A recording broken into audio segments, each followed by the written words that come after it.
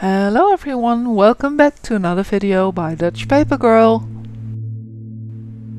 In this last week I've been making an Easter rabbit and eggs.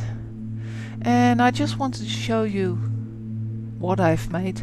I'll put the links from the patterns in the info below. Don't you like this rabbit?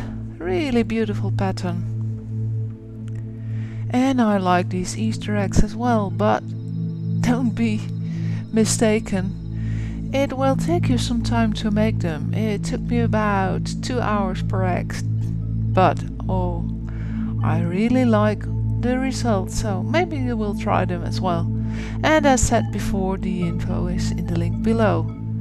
Hope you have a nice Easter. Bye!